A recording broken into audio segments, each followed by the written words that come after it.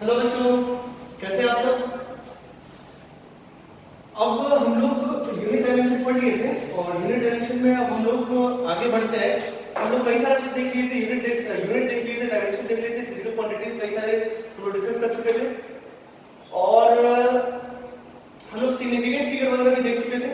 ठीक है, नंबर्स को साइंटिफिक टर्म में अगर किसी नंबर को डिनोट करना है तो कैसे लिखना था वो भी हम आपको सिखा चुके थे।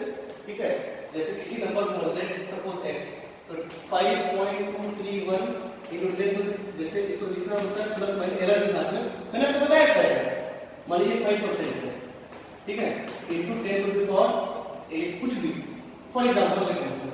तो हमने सिग्निफिकेंट फिगर्स की बात कर ली, मल्टीप्लायर की बात कर ली, अब हम एरर की बात करते हैं। ठीक है ना, यहां से हमारा रिप्रेजेंटेशन कैसे करेंगे किसी नंबर को फिजिक्स में वो आपको समझ में आ जाएगा। ठीक है, हम लोगों ने कई सारे क्वेश्चंस भी करा था एरर को छोड़ के। ठीक है, इस सिग्निफिकेंट फिगर्स को अगर आंसर डिमांड करें तो भी हम कर सकते हैं फिजिक्स में, इसमें कोई दिक्कत वाली बात नहीं है। ओके ओके, सो हम लोग एरर की बात करते हैं। ठीक है,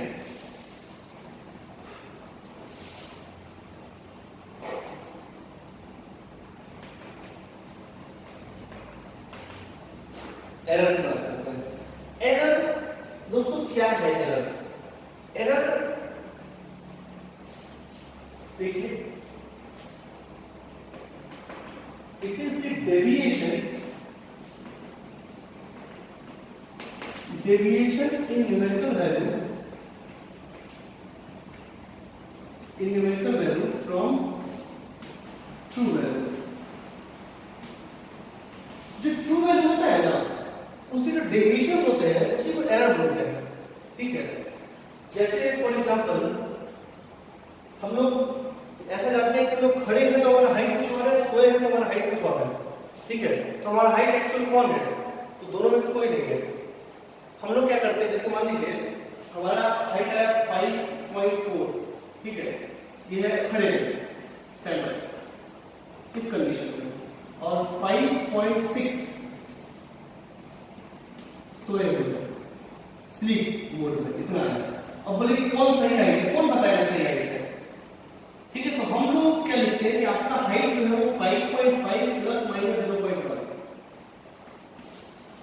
ये है असली रिप्रेजेंट करने का तरीका। इसको बोलेंगे ट्रू वैल्यू, इसको बोलेंगे ट्रू वैल्यू, और इसको बोलेंगे एरर,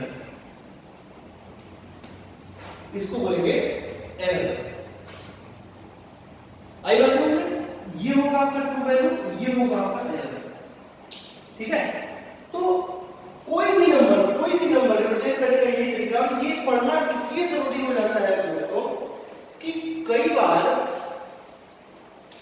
जो है जैसे इस एरर से बहुत सारा प्रॉब्लम आता है, और ये हर जगह आएगा। जैसे मैं बताऊं, जैसे आपका स्टील का रूलर है, ठीक, आपने 20 डिग्री सेंटीग्रेड पे एक लाइन को मेजर किया जो कि 5 सेंटीमीटर है। अब आपने टेम्परेचर बढ़ा दिया 100 डिग्री सेंटीग्रेड, 100 डिग्री सेंटीग्रेड पे वो 5 सेंटीमीटर नहीं रहेगा, उसमें कुछ चेंजेस आ जाएगा, क्योंकि आप थर्मल एक्सपेंशन पढ़े होंगे आप लोग। तो पेपर वो लाइन भी कुछ ना कुछ बढ़ा होगा और स्केल भी कुछ ना कुछ बढ़ा होगा, तो अब दोनों में प्रॉब्लम आ जाएगा। ठीक है ना, तो ये स्वाभाविक बात है, नेचुरल फिनोमेना, आप इसको नहीं हटा सकते। ठीक है ना, completely errorless is a myth, ऐसा हो ही नहीं सकता है। एरर तो होना तय है। ठीक है, इसलिए एरर का पढ़ना बहुत जरूरी है। ठीक है, और कई जगह पे एरर बहुत क्रूशियल हो जाता है। जैसे मैं आपसे आपको एक छोटा सा एग्जांपल बताते हैं। जैसे मान लीजिए हीरो होंडा की बाइक जो है वो लगभग 50,000 में आ जाती है, और हार्ली डेविडसन जिसका सिर्फ इंजन जो है वो 4 लाख 5 लाख का होता है। अब कहने का मतलब ये भी तो गाड़ी है, वो भी तो गाड़ी है, दोनों में फर्क क्या है जो इतना महंगा है? तो सर नाम है इसलिए महंगा, ऐसा नहीं है दोस्तों, ऐसा बिल्कुल नहीं है। उसके मशीनिंग में और उसके मशीनिंग में बहुत फर्क हुआ है, जिसके कारण ऐसा हुआ है। हीरो होंडा स्प्लेंडर का मशीनिंग बहुत ही आसान तरीके से हो गया है, उसके मशीनिंग में कोई खर्च नहीं हुआ है, लेकिन उसके मशीनिंग में बहुत सारा खर्च हुआ है। क्यों मशीनिंग करें हम? एरर घटाने के लिए। मुझे एक लाइन चाहिए 5 सेंटीमीटर का, ठीक है। तो ये 5 सेंटीमीटर खुद लास्ट टर्म है और खुद ही इनसिग्निफिकेंट है, 4.9 भी हो सकता है, 5.1 भी हो सकता है, जैसा कि वो सिग्निफिकेंट फिगर पड़े। हम आपको ये बोले कि 5.001 सेंटीमीटर का लाइन चाहिए, एकदम एक्यूरेट एकदम। तो आपको क्या करना पड़ेगा, आपको बहुत सारी चीजों को लाना पड़ेगा। आपको इन्वायरमेंट में जाना पड़ेगा, वैसा टेम्परेचर कांस्टेंट करना पड़ेगा और ऐसे कंडीशंस बनाने पड़ेंगे, मशीनिंग टेक्नोलॉजी बदलना पड़ेगा आपको, जिससे कि आपको ये एक्यूरेसी मिलेगा। तो यहां से यहां जाने में दोस्तों बहुत खर्च होता है, ठीक है। एक छोटा सा एग्जांपल देते हैं आपको। एक मशीनिंग है, इलेक्ट्रॉन बीम मशीनिंग, ईबीएम बोलते हैं इसको। आप लोग इंजीनियरिंग में जाओगे तो पढ़ोगे ये सब। इलेक्ट्रॉन बीम मशीनिंग बहुत महंगा होता है वो, और उस पर काम करना भी महंगा होता है, लेकिन वो एकदम बारीकी से काट सकता है, एकदम बारीकी से काट सकता है, इलेक्ट्रॉन के मतलब डायमेंशन तक वो काट सकता है, एकदम बहुत ही प्रिसाइज है। लेकिन उसमें भी एरर होता है। हम ऐसा करें कि ईवीएम यूज करें तो 5.0001 सेंटीमीटर तक दे देगा, लेकिन एरर उसमें भी होगा लास्ट वाले में, लेकिन यहां तक आप श्योर हो जाओगे। लेकिन अब अंतर क्या है इसमें और इसमें? अंतर क्या है? ये तो लेथ मशीन से भी काट लेंगे, जो मार्केट में लेथ मशीन मिलता है, लेकिन ये काटे हम ईवीएम से। यहां से यहां पहुंचने में बहुत खर्च हुआ, बहुत खर्च हुआ, और वही खर्च रिफ्लेक्ट होता है आपका बाइक के कॉस्ट में। वो हार्ली डेविडसन का इंजन बड़ी ही बारीकी से बनाया गया है, ठीक है। तो सर बारीकी से लेके क्या फायदा है, वो क्या करें उसका लेकर? तो दोस्तों इससे फर्क पड़ता है। जितना बारीक आपका मेजरमेंट होगा उतना अच्छा रिजल्ट मिलेगा आपको। आपको पता है हार्ली डेविडसन का जो इंजन होता है उसका एफिशिएंसी बहुत अच्छा है, उसका माइलेज बहुत अच्छा है as compare to normal Splendor, Hero Honda Splendor, उससे बहुत जबरदस्त है। क्यों आया? क्योंकि हमने सारे एरर्स को काट दिया। अब भी एरर है उसमें, लेकिन बहुत कम, नेग्लिजिबल। तो वो 50,000 से 5 लाख तक गया है। ये फर्क बहुत इंपॉर्टेंट है। वो किसकी वजह से हुआ है? एरर की वजह से हुआ है, इसलिए एरर पढ़ना जरूरी है। उसी तरह मारुति 800 और मर्सिडीज में कितना फर्क है? क्यों फर्क है? उसको मशीनिंग क्राइटेरिया से, तो जिस तरीके से मशीन किया गया हुआ है, जिस चीज से मशीन किया गया हुआ है, जो जो मशीन उसमें लगे हैं, उसमें काम किया गया है, उसकी वजह से वो महंगा हो गया है। ऐसा नहीं कि सिर्फ मर्सिडीज नाम है इसलिए महंगा है। आई बात समझ में? तो हम लोग कुछ नहीं करते दोस्तों, एरर कंट्रोल करते हैं, ठीक है। इसलिए एरर के बारे में पढ़ना बहुत जरूरी है, ठीक है। तो अब हम लोग एरर के बारे में पढ़ते हैं। तो एरर कुछ नहीं है, इट इज अ डेविएशन। जो डेविएशन होता है numerical value from true value. True value जो है 5 सेंटीमीटर को मेजर करना है, बट अब 5 सेंटीमीटर तक नहीं मेजर कर पाए। 5.1 मेजर कर लिए, 4.9 मेजर कर लिए, हम नहीं मेजर कर पा रहे 5 सेंटीमीटर। जैसे हम आपको स्केल दिए, ठीक, ये स्केल,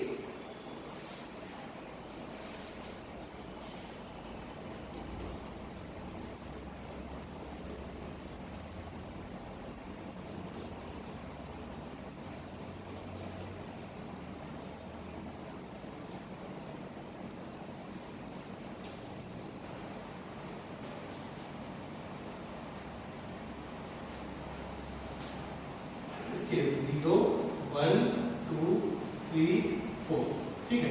हम एक ना लेंथ मेजर किए 2 सेंटीमीटर का, ठीक है, 2 सेंटीमीटर, ठीक। आप हम कंफर्म बता सकते हो कि 2 सेंटीमीटर का होगा? आप सोचिए, आप स्केल से एक लाइन खींचिए और हम आपसे पूछे 100% बताना कि वो 2 सेंटीमीटर है कि नहीं, आप नहीं बता सकते। हो सकता है उसमें से एक पॉइंट आगे बढ़ गया हो सकता है उसमें एक पॉइंट पीछे रह गया हो सकता है वो स्केल ही सही ना हो इस टेम्परेचर पे। बात ही समझ में? तो ये कंफर्म नहीं बता सकते हो, लेकिन हम आपसे पूछे क्या ये 1.9 है? हो सकता है। आप कंफर्म बता सकते हो कि 1.9 है? बिल्कुल 1.9 से तो ज्यादा ही है। क्या आप बता सकते हो कि 2.1 होगा? क्या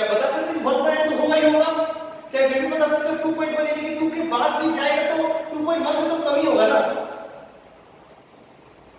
ये 1.9 से ज्यादा है, 2.1 से कम है, ये हम कह सकते हैं अपने नॉलेज से।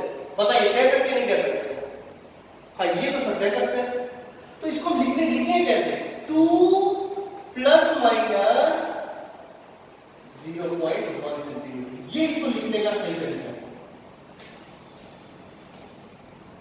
आई बात समझ में? ये इसको लिखने का सही तरीका है।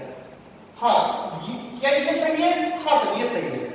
2 सेंटीमीटर है लेकिन उसमें प्लस माइनस 0.1 सेंटीमीटर का अंतर मैक्सिमम मैक्सिमम 0.1 का आ सकता है। आपने 2 कर दिया, आप आपसे पूछे कि 1.9 से ज्यादा है क्या? 100%। हाँ 2.1 से कम है क्या? 100%। इन दोनों के बीच में है सब कहीं ना कहीं। तो लिखने का तरीका उसको ऐसे है। आई बात समझ में? अब हमको इसका एनालिसिस करना है, इसी को बोलते हैं एरर। एरर कितने का आया इसमें? 0.1 का एरर आया इसमें। आई बात समझ में?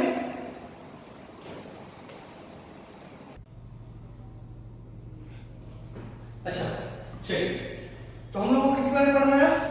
एरर के बारे में पढ़ना है। पढ़ते एक बात तो तय हो गई, कुछ भी चीज परफेक्टली ट्रू नहीं हो सकता, कुछ ना कुछ एरर उसमें आएगा ही आएगा। और कई बार एरर को पढ़ना बहुत हमारे लिए जरूरी हो जाता है, ठीक है। बट प्रैक्टिकल नोट पे बात करें तो क्लास 11 12 में उनका एरर के साथ आपको आंसर्स का डिमांड नहीं होता है, ठीक है ना। बट अगर सवाल एरर से ही हो, अगर किसी कंपटीशन में जेईई में नीट में अगर आपको सिर्फ एरर से ही मतलब पर्टिकुलरली एरर से ही सवाल पूछ दिया तो आपको एरर का नॉलेज होना चाहिए, ठीक है ना। तो देखिए कैसे करते हैं, ठीक है। एरर ये हो गया, अब आगे लिखेंगे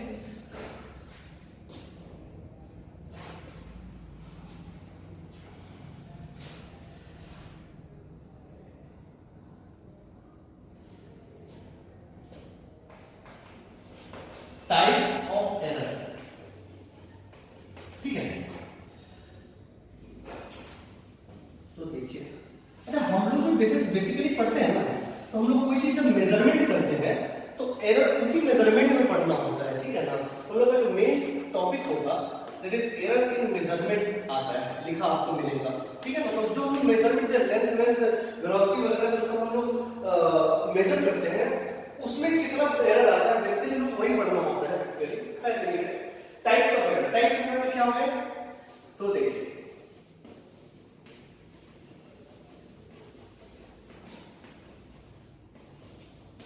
ये है एरर, इसके 2 टाइप हैं, एक होगा सिस्टमैटिक एरर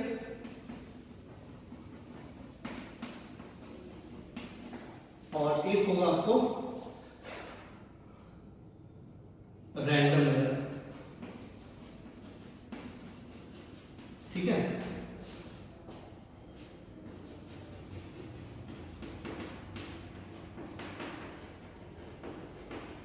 ये एक ऐसा एरर है जिसका कॉज हमको नहीं पता है, वो कैसे हो रहा है हमको ये नहीं पता है, ठीक है। खैर धीरे धीरे आपको सब समझ में आएगा। और इसमें क्या है, कॉज पता होता है हमको, कॉज नो। एक एक करके सब देखेंगे, परेशान ना हो बिल्कुल भी। सिस्टमैटिक एरर भी और होते हैं,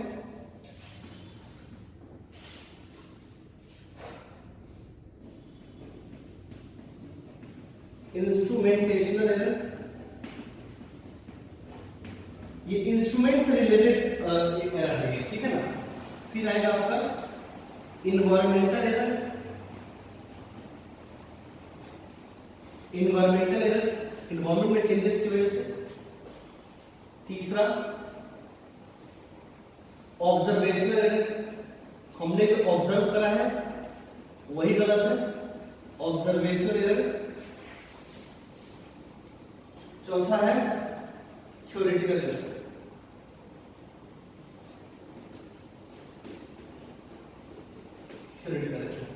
ठीक। अब इसमें जो आता है इंस्ट्रूमेंटेशन एरर में 0 एरर, ठीक है। होता है 0 एरर, क्या होता है समझ में आ जाएगा 0 एरर क्या होता है, ठीक है।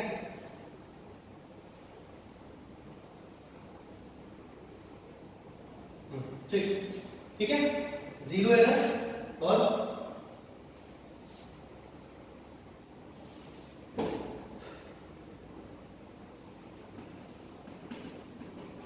मिस यूज ऑफ इंस्ट्रूमेंट, मतलब जैसे यूज करना है वैसे हम नहीं कर रहे हैं, अपना अलग तरीका लगा रहे हैं। ठीक है, zero error, miss use of instrument,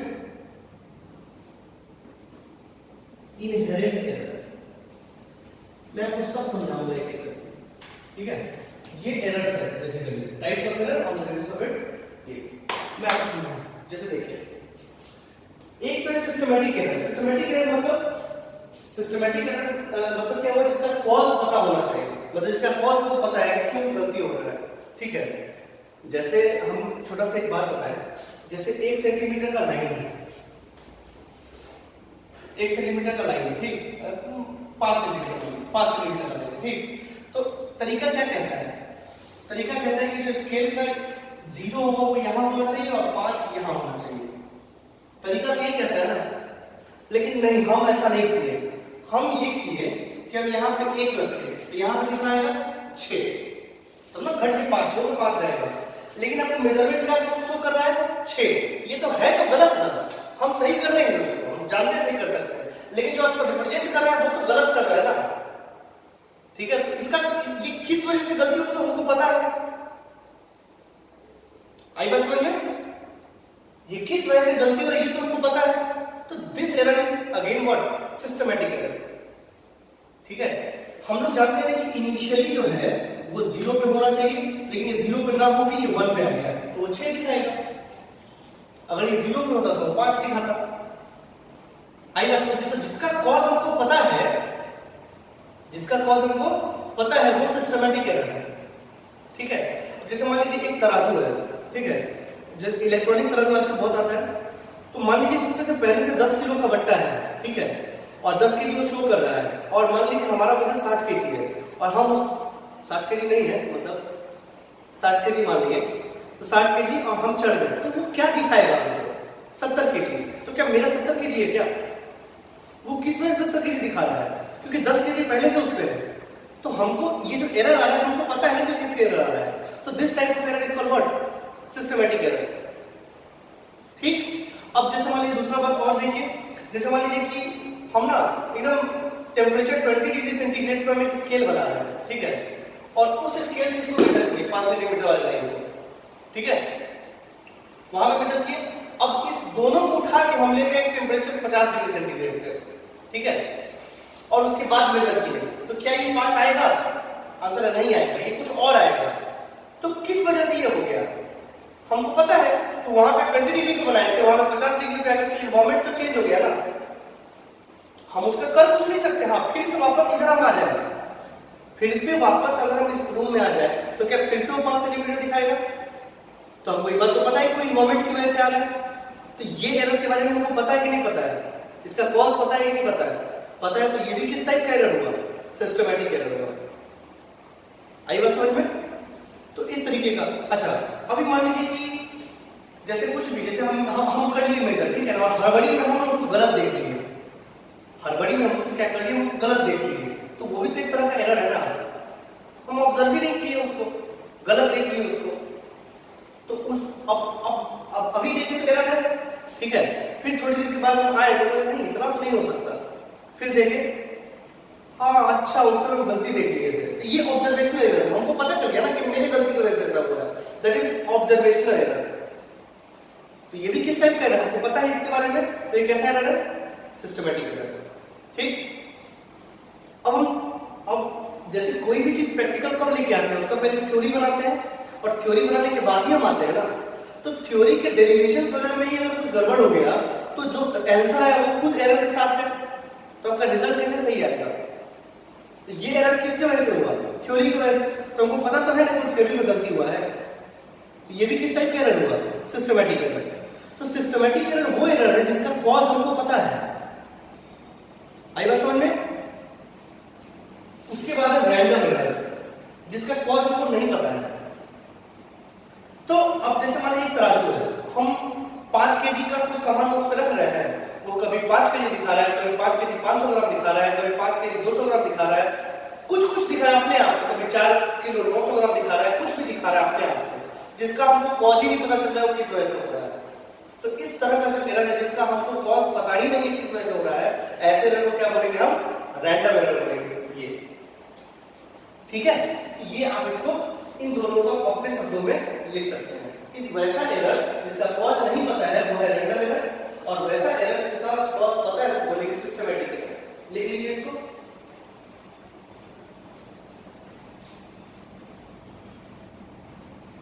okay है, अब आते हैं, आप पॉज करके लिख सकते हैं वीडियो। ओके, अब सिस्टमैटिक एरर के चार प्रकार हैं: instrumentational error, environmental error, observational error और थ्योरेटिकल एरर। चार प्रकार के होते हैं ये मुख्य रूप से, ठीक है ना। इंस्ट्रूमेंटेशनल एरर का क्या मतलब होता है? अगर जिस इंस्ट्रूमेंट से हम मेजर कर रहे हैं, सपोज तो स्केल से अगर मेजर करें, स्केल ही खुद खुरदरा है, उल्टा उबड़ खाबड़ है उसमें, या उसमें जो लाइनिंग से जिससे हमको ऑब्जर्व करना है वही मिट गया हुआ है, तो हम कैसे करेंगे?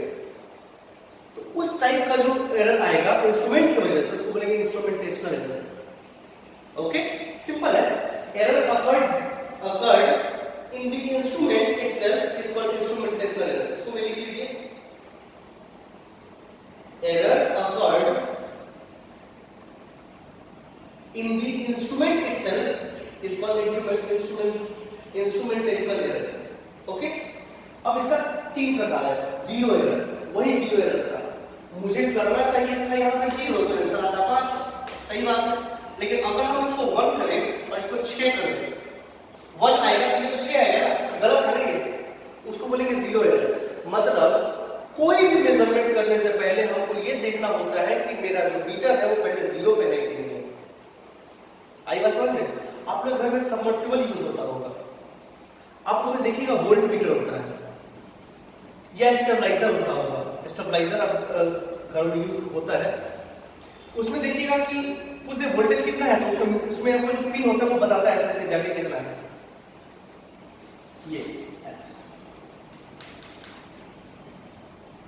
ये मान लीजिए 110 है, ये मान लीजिए 220 है, ऐसा ही मान लीजिए। हालांकि वो 100 के फॉर्म में होता है, तो मान लीजिए 100 है, ये 200, ठीक ऐसा, ठीक है। और ये जीरो है, ठीक है, तो इधर अपना या जीरो यहाँ शुरू हुआ, यहाँ शुरू हुआ, आप परेशान मत हो बिल्कुल भी, ठीक है ना। ऐसा भी होता है, वैसा भी होता है, यहाँ से बिजनेस स्टार्ट होता है, ठीक, कोई दिक्कत वाली बात नहीं। चलिए मान लीजिए ऐसा है, ठीक, तो इनिशियली वो किस पे रहेगा? इस पे। तो मान लीजिए आपके घर में 100 वोल्ट है, तो ये अगर हम लाइन ऑन किया और वोल्टेज 100 है तो वो इस पे आ जाएगा, तो समझ जाएंगे 100 है। आई बात समझ में? लेकिन अगर ये पहले से ही 100 पे होता तो 100 वोल्ट और देने के बाद ये कहां चला जाता? 200 वोल्ट पे। तो क्या ये 200 वोल्ट सही था क्या? आंसर है नहीं। क्यों नहीं सही था? क्योंकि पहले वो जीरो पे था ही नहीं, इस वजह से वो प्रॉब्लम आया। ऐसे एरर को हम क्या बोलते हैं? Zero error. तो लिख लीजिए जीरो एरर, लिखेंगे जीरो एरर लिख के।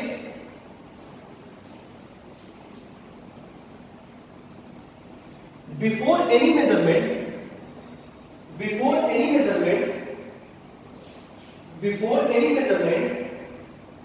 comma, we must check the instrument.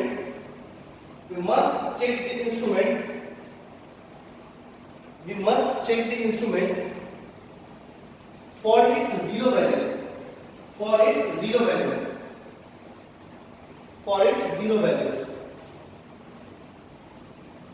And if it is not so,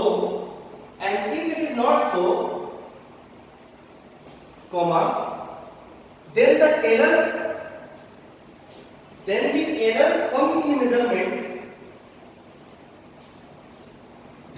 error comes in measurement. Is called zero error.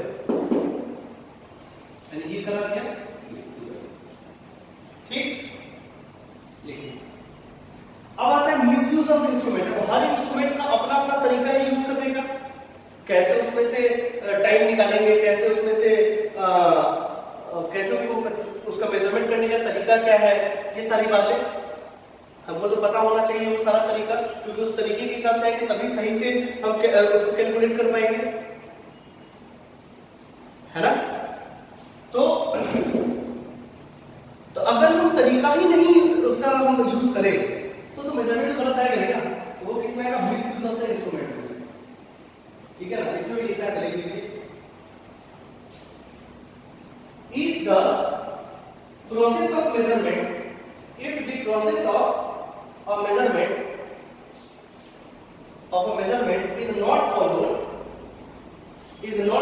properly, then the corresponding error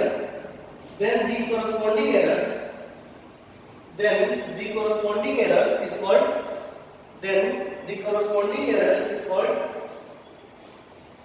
misuse of instrument error. Misuse of instrument error. तीसरा है inherent error. Inherent का मतलब क्या होता है? पहले से machine हम खरीद के लेके आए, पहले से ही एरर है उसमें, ठीक है? हम सपोज करें हम एक तराजू खरीद के लेके आए इलेक्ट्रॉनिक वाला, ठीक है, और पहले से उसमें 5 ग्राम शो कर रहा है, हमको क्या पता उसमें क्या हो सकता है वो सही से कैलिब्रेट नहीं किया हो, सही से उसको कैलिब्रेट नहीं किया गया, सही से उसको ठीक पहले तो 0 पे नहीं लाया गया होगा, हो सकता है उसमें कुछ फॉल्ट होगा, लेकिन ये हमेशा 5 ग्राम ही रहता है। हम अगर 500 ग्राम का चीज उस पर रखेंगे तो 505 ग्राम शो करेगा, लेकिन 80 में कितना है? 500 ग्राम। 2 किलो लगाएंगे तो 2 किलो 5 ग्राम दिखा रहा है, ठीक है? तो इस तरह के एरर जो इनहेरेंट, जो पहले से ही उसमें मौजूद है, जो पहले से एरर उसमें है उसको हटाया नहीं गया है, वैसे एरर को क्या बोलेंगे? इनहेरेंट। लिख लीजिए एरर, सॉरी लिख लीजिए if an instrument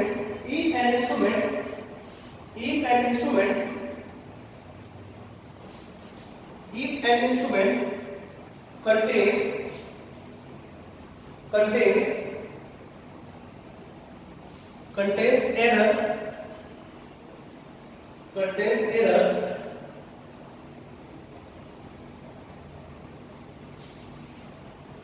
from the time of manufacturing is called inherent error.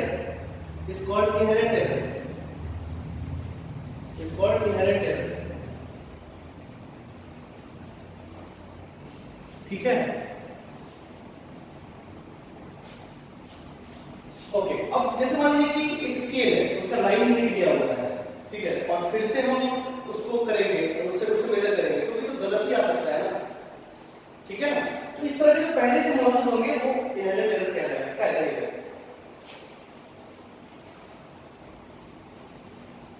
Environmental error, ये क्या है? लिखें, इसमें लिखेंगे error occurred in the measurement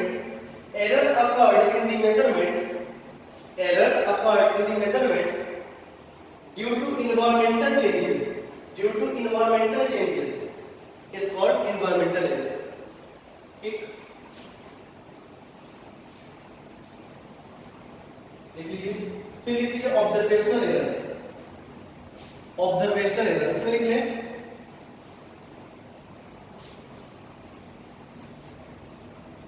error in any measurement comes due to wrong observation technique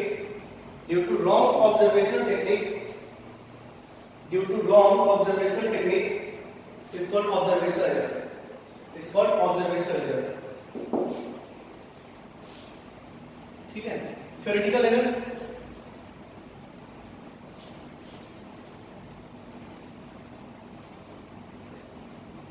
error in any measurement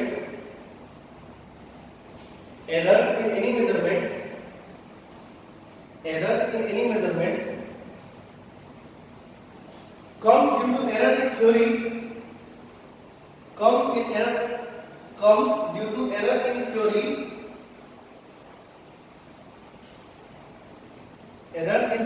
is called theoretical error, ठीक है? ये basically थोड़ा मतलब इंट्रोडक्शन है कि कैसे होता है, क्या होता है। चलिए, बेसिकली इन सारे एरर्स में जो आपको वैल्यू मिलेगा याद रखेंगे दोस्तों, आपको एक ही वैल्यू करने वाला है। जैसे हमको कोई मेजरमेंट करना है, स्केल से मेजर करना है, तो हम जैसे वहां पे कितना 2 ± 0.1 सेंटीमीटर, ठीक है, आराम से हम इसको लेके काम कर सकते हैं और आपको एक ही मिलेगा। अब बार बार कीजिएगा तो भी यही वैल्यू आएगा, अब बार बार रिपीट करिएगा तो भी यही वैल्यू आएगा, याद रखिएगा, ठीक है, समझ आ रहा है। अब दूसरा रैंडम एरर, रैंडम एरर ऐसा नहीं है हम अभी मेजर करेंगे तो कुछ आएगा, थोड़ी देर बाद मेजर करेंगे कुछ आएगा, थोड़ी देर बाद मेजर करेंगे कुछ आएगा।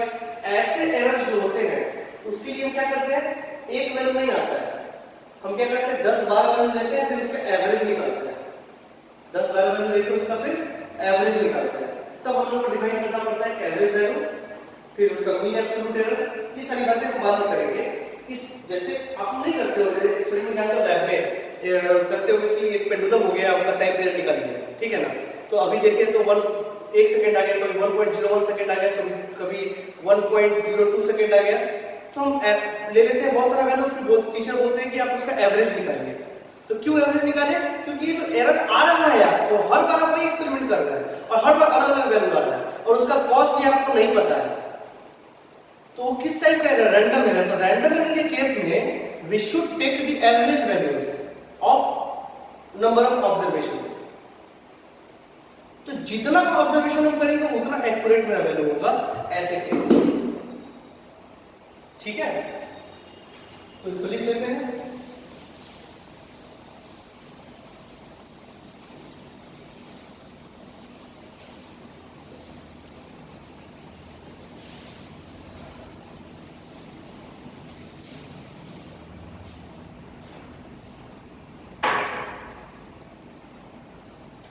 अच्छा दोस्तों, एक चीज और ऐड कर दीजिएगा इसमें, आपने यहाँ लिखा था इंस्ट्रूमेंटेशनल एरर, तो इसमें 3 लिखा है, 1 2 3, एक और लिख लीजिए लीस्ट काउंट एरर, इसको ऐड कर लीजिए। ये भी जीरो एरर और लीस्ट काउंट एरर ये दोनों कैलकुलेशन में बहुत यूज होते हैं, इसलिए फिर लीस्ट काउंट एरर क्या होता है नहीं धीरे धीरे आपको समझ में आएगा बाद में, क्योंकि इसको बाद में समझ लेंगे मेजरमेंट के टाइम, ठीक है।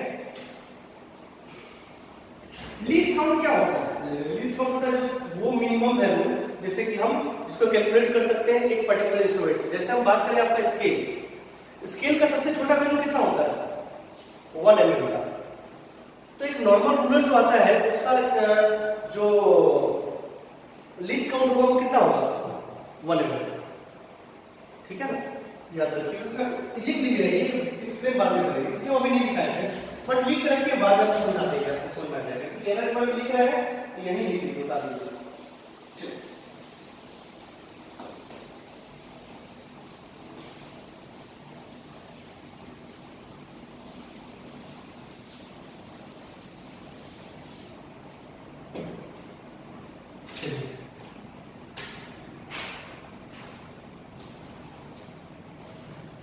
अब है ये सारे एरर्स पढ़ लिए हम, ये सारा था कि systematic error, random error, note book में लिख लीजिए। इस सारी बात लिखने के बाद नोट पेपर में लाइन लिख लीजिए कुछ जो आपको जरूरत पड़ेगा, ठीक है। सिस्टमैटिक एरर्स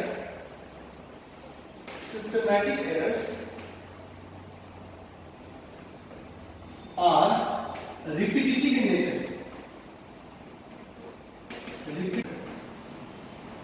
ठीक है, ये बार बार रिपीट करेगा, तो रिपीट करेगा तो इसमें हमको बार बार वैल्यू लेने का जरूरत नहीं है, ठीक है ना, repetitive nature, that's why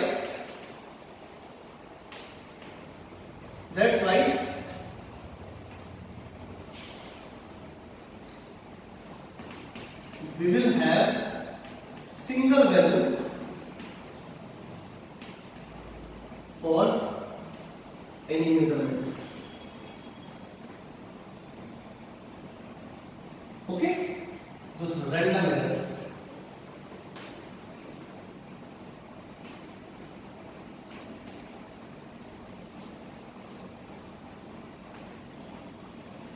these are non-repetitive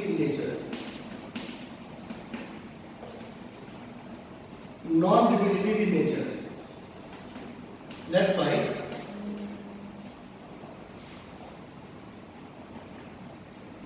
we take number of observations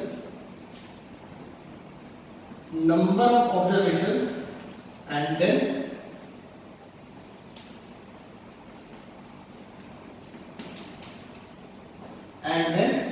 take its average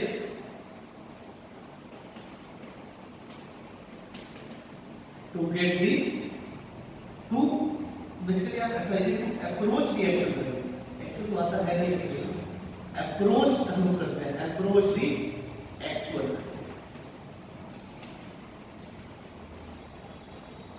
ठीक है। तो इसमें जितना नंबर ऑफ ऑब्जर्वेशन होगा उतना ज्यादा एक्यूरेट वैल्यू होगा आपका, ऐसे कहते ये बात आप याद रखिएगा, ठीक है। चलिए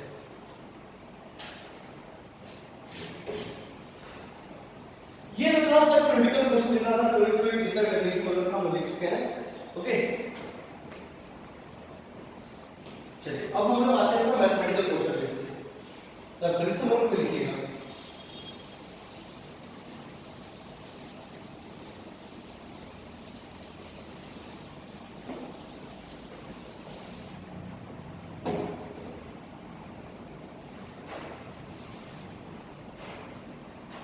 चलिए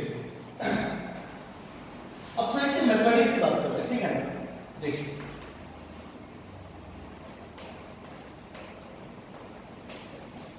types of error based on calculations. अब कैलकुलेशंस के लिए क्या होगा, कैलकुलेशन के बेसिस पे एरर को कैसे बांटा गया है मैं आपको बताऊं। एब्सोल्यूट एरर ये कैलकुलेशन की बेसिस पे है, वो थ्योरी की बेसिस पे था, ठीक है ना। उसमें एरर होगा किस टाइप का होगा, ठीक है ना, उसके कॉज के हिसाब से बेसिकली उस पे जो है वो type of error based on it's cause, based on it's cause के हिसाब से हम वाला पिछला वाला, ये वाला किस बेसिस पे है, कैलकुलेशंस के बेसिस पे है। तो एब्सोल्यूट एरर, फिर आता है mean absolute error, mean absolute error, फिर आता है आपका रिलेटिव एरर, रिलेटिव एरर, ठीक है, फिर आता है परसेंटेज एरर।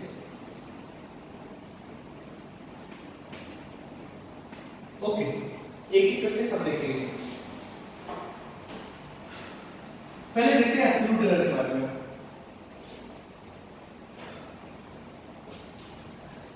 आज से दोस्तों एक बात को समझ लीजिए,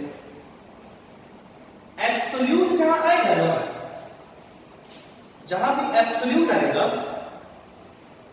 वहां पे वो वैल्यू नेगेटिव नहीं हो सकता है, ठीक है, वो वैल्यू नेगेटिव नहीं होगा। एब्सोल्यूट जहां कहीं भी आएगा, एब्सोल्यूट का मतलब होता है कि वो नेगेटिव नहीं जाएगा, वो जीरो से शुरू होगा, मतलब पॉजिटिव वैल्यूज होंगे, ठीक है। इसको ध्यान रखिएगा, आगे भी आपको काम आएगा ये चीज। चलिए एब्सोल्यूट एरर, जैसे एब्सोल्यूट एरर में क्या होगा, इस वाले की कोई मेजरमेंट है, जैसे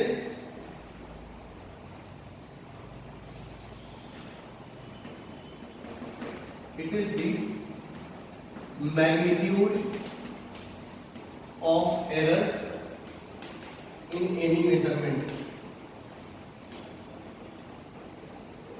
कोई मेजरमेंट जो ये होता है उसका मैग्नीट्यूड उसी को बोलते हैं। फॉर एग्जांपल जैसे हमने मेजरमेंट करा था पहले प्लस माइनस 0.1 सेंटीमीटर, तो ये 0.1 क्या था, इसी को बोलेंगे एब्सोल्यूट,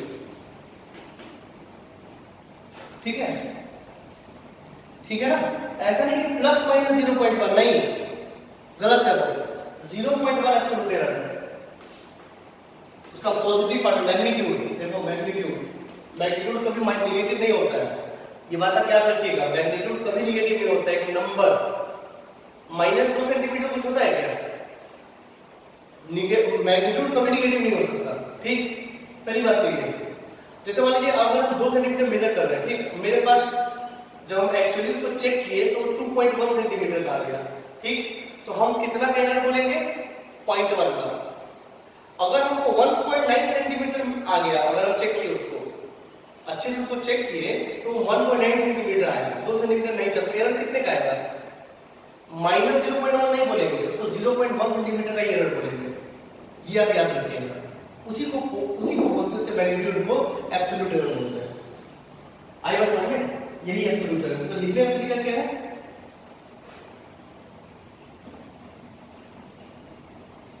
नोटेशन जैसे x x को लिखते हैं प्लस माइनस डेल्टा x, ठीक है। ये x क्या है, इसको बोलते हैं ट्रू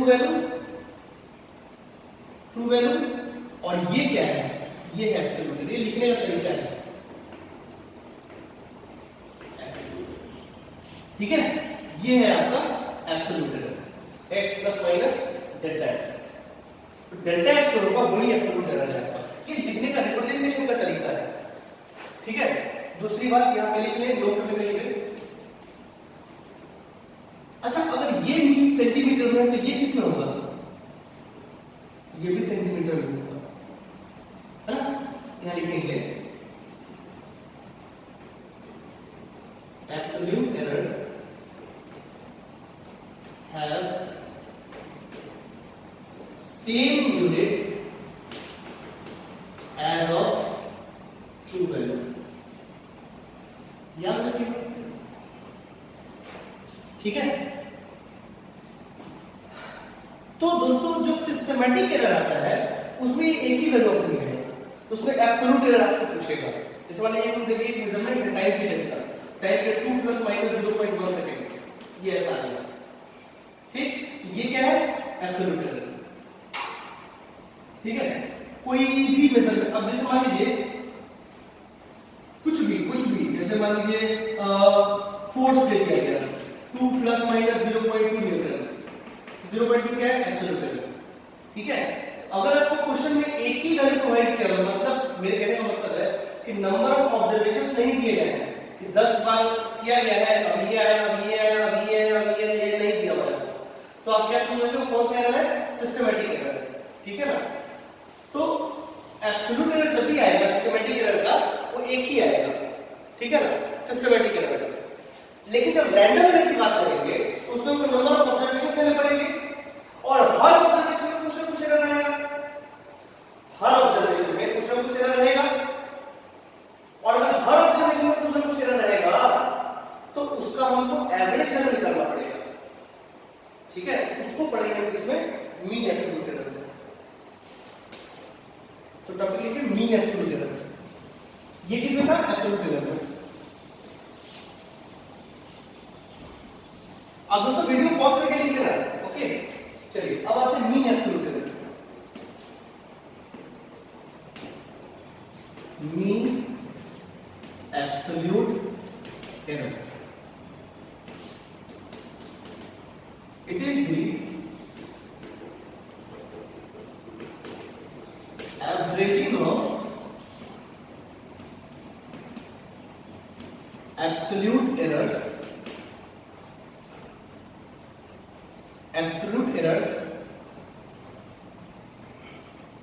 ठीक है। in absolute errors it is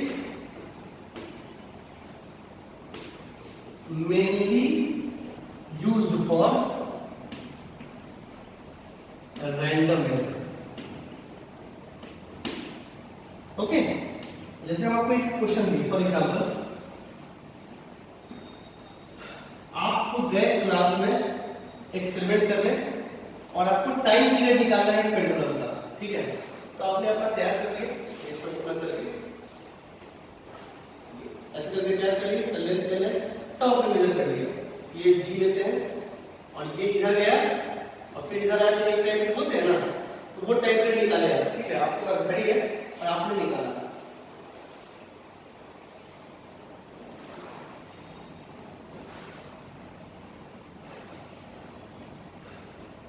जैसे आपने निकाला टाइम पीरियड, ठीक है ना, ठीक है।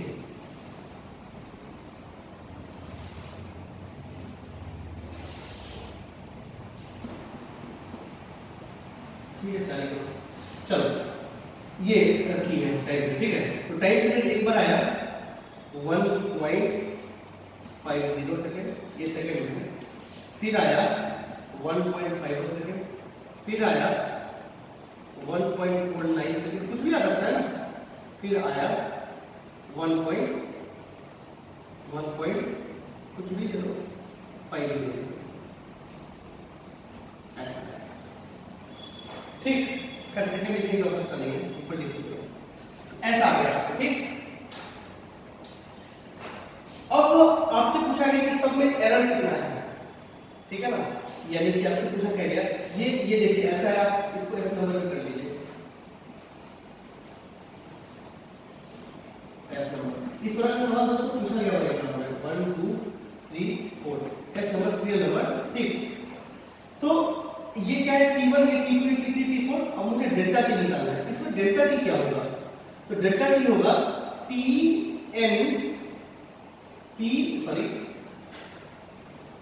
मीन, इसको बोलते हैं मीन, ये मीन का साइन है, ये वाला।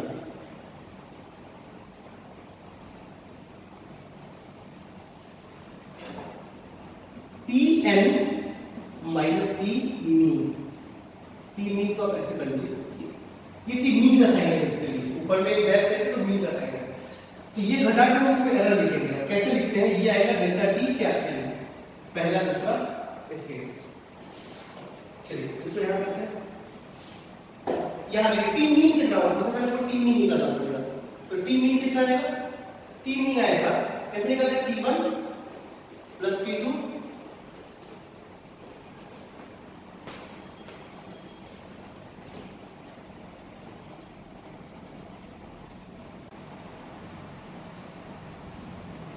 ओके। सो इसका एवरेज निकालते हैं, T1 plus T2 plus T3 plus T4 plus, आपने तो बचपन में पढ़ा होगा एवरेज निकालना, डिवाइडेड 5। इसको करेंगे टी मीन, तो आ गया 1.50 1.51 1.50 प्लस 1.51 प्लस 1.49 प्लस 1. अच्छा 4 ही है, 4 और 3 4 1.50 डिवाइडेड बाय 4, ठीक है। अब इसको कर लीजिए, ये आएगा आपको 1.50, कर लीजिएगा, ठीक है। 3 से आ गया, ठीक है। अब सब में से आपको घटाना है डेल्टा टी, यानी कि delta T 1, T1 minus T, ये T1 है ना, तो T1 माइनस टी मीन, तो T1 कितना है 1.50 और टी मीन कितना है 1.50, तो कितना है घटा के 0, फिर डेल्टा T2 1.51 माइनस 1.50 कितना आएगा 0.01, और ये भी किसमें आएगा, तो सेकंड में ही आएगा, याद रखिएगा, ठीक। अब इसमें कितना है डेल्टा T3, अब बोलोगे -1 आएगा, आंसर कहीं मीन एब्सोल्यूट एरर, एब्सोल्यूट हमेशा कभी माइनस नहीं होता है, तो यहां भी क्या लिखेंगे, क्या होता है mean absolute error. Absolute error का मतलब ही होता है पॉजिटिव वैल्यू, मॉड लगा दीजिए, ठीक है ना, और सब पॉजिटिव वैल्यू। तो यहां पे कितना है 0.01, और यहां डेल्टा T4 कितना है, वो तो 0 ही। मॉड लगाने का मतलब ये है कि सिर्फ पॉजिटिव वैल्यू चाहिए, ठीक। चलिए बहुत अच्छा। अब जो है हमको क्या निकालना है, चलिए इतना हो गया इसका सवाल। क्या पूछा गया कि फाइंड मीन एब्सोल्यूट एरर, हम तो यहां तक तो निकाल सकते हैं, देख लीजिए, पहले इसको नोट कर लीजिए अच्छे से।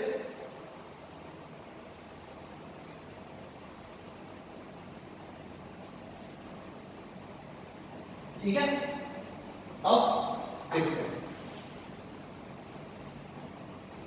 ठीक है। अब क्या करना है, मीन एब्सोल्यूट एरर, इसका मतलब क्या, मीन एब्सोल्यूट एरर, पढ़िए, मीन किसका, एब्सोल्यूट एरर का। इसका एब्सोल्यूट एरर यही है ना, बस निकाल दीजिए। तो डेल्टा टी, चाहे तो आप इसको ऐसे कर सकते हैं, यही है उसका मीन।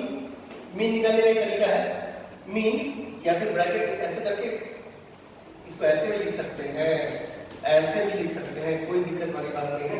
अब इसमें करना क्या है, तो delta T1 plus delta T2 plus delta T3 plus delta T4 divided by 4, ये हुआ आपका mean absolute error. Absolute error उसका मीन, ठीक है, बस निकाल दीजिए।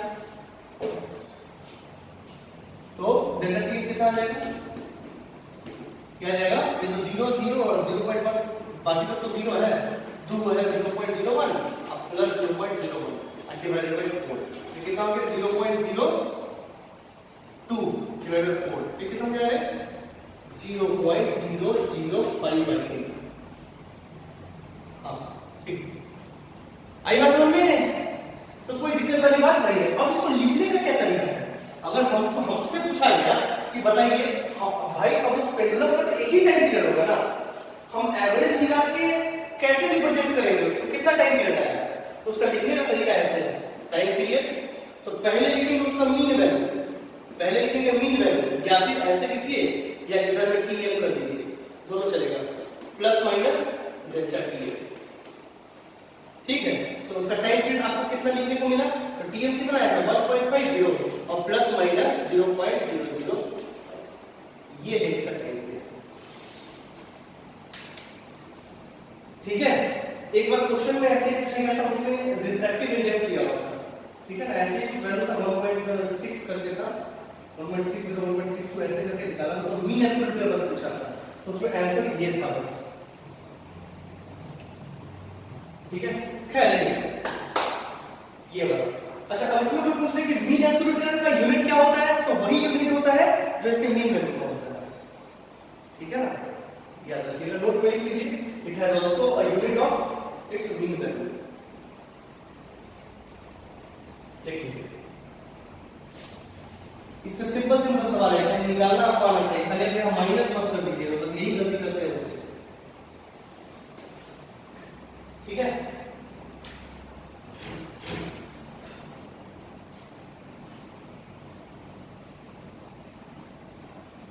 ओके, सो रब कर दीजिए,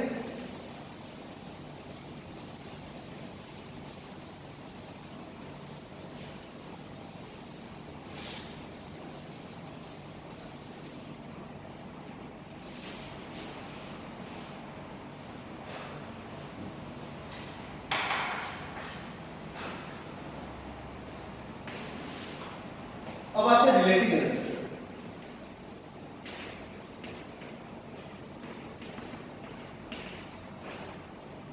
रिलेटिव एरर, अब ये रिलेटिव एरर क्या है, कि बेसिकली रेशियो है, ठीक है ना, देखिए it is the ratio, it is the ratio of absolute error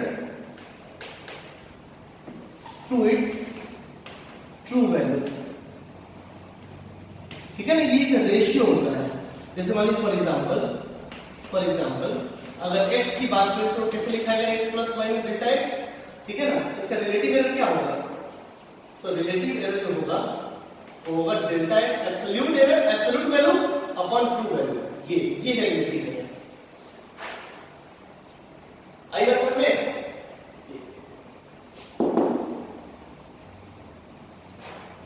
किसी भी रेशियो का कोई भी यूनिट नहीं होता है, कोई भी डायमेंशन नहीं होता है, ठीक है ना, इसलिए अगर ये सेंटीमीटर में है तो ये भी सेंटीमीटर में, सेंटीमीटर से सेंटीमीटर कट जाएगा, आई बात समझ में, तो इसको लिख लीजिएगा, नोट में लिख लीजिए, it is dimensionless and unitless, it is dimensionless and unitless,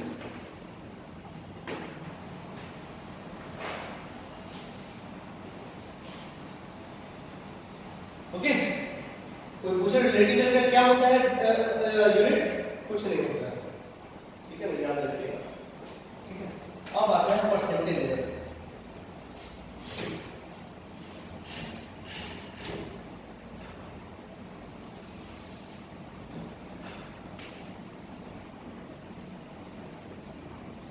percentage error, percentage error कुछ नहीं होता है, परसेंट निकालना तो जानते हो ना, delta x upon x into 100, खत्म, इट इज द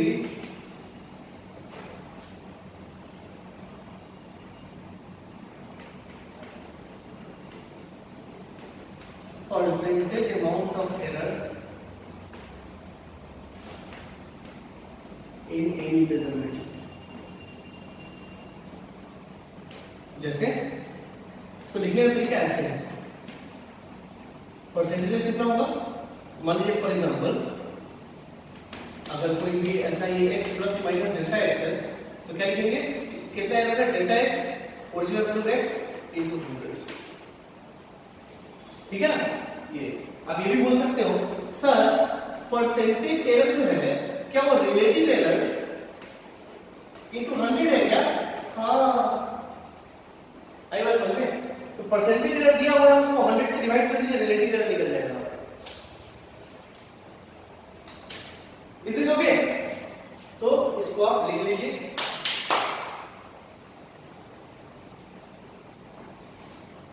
ठीक है, ये बहुत बहुत इंपॉर्टेंट है। इसी सारी बातों पर हम सारा कैलकुलेशन करेंगे। कई सारे क्वेश्चन पूछे गए इसमें, हर एग्जाम में एक क्वेश्चन रहता है जो एकदम फ्री में बैठा रहता है, बच्चा अगर ठीक से थ्योरी पढ़ा है तो आराम से कर देगा। ठीक है, अब कहने का मतलब है सर ये दो जगह पढ़ने का क्या जरूरत है? तो कोई जरूरत नहीं है। ये नोमेनक्लेचर्स मतलब रिप्रेजेंटेशंस के लिए दो पढ़ते हैं। जैसे मतलब मान लीजिए अगर हम एक क्वेश्चन दिया हुआ है, जैसे एक मेजरमेंट है लाइन का जो कि 2 ± 0.1 सेंटीमीटर। ये क्या है? ये कौन सा है? एब्सोल्यूट की रिलेटिव कैसे पहचानोगे? कैसे पहचानोगे? सुनिए मेरी बात ध्यान से, ये सुनने वाली बात है। लिखिए इसको, क्लियर करते हैं इसको।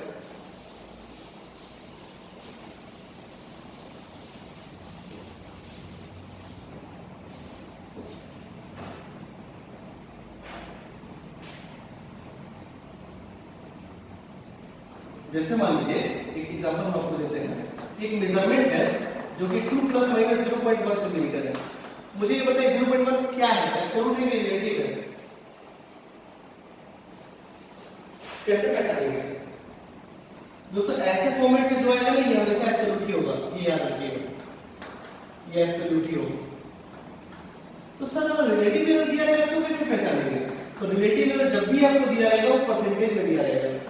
मान लो ऐसा है और ये दिया हुआ है 5%, ये सेंटीमीटर।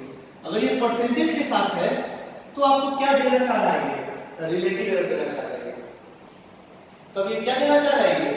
ये रिलेटिव एरर परसेंटेज में चल रहा है, क्योंकि परसेंटेज को 100 से डिवाइड करते तो रिलेटिव एरर नहीं निकल जाता है, निकल जाता है ना। अगर परसेंटेज में दिया है तो समझ लीजिए आपको इंफॉर्मेशन किसका मिला है? रिलेटिव एरर का। और डायरेक्ट अगर इंफॉर्मेशन मिला है तो किसका इंफॉर्मेशन है? एब्सोल्यूट एरर का। तो नोट में लिख लीजिए,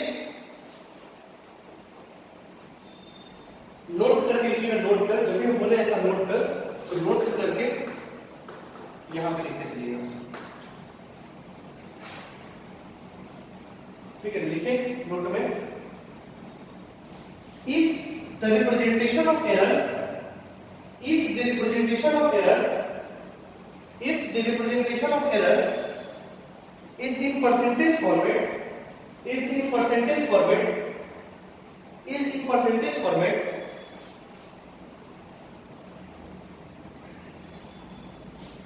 comma, then relative error is given, then relative error is given, then relative error is given.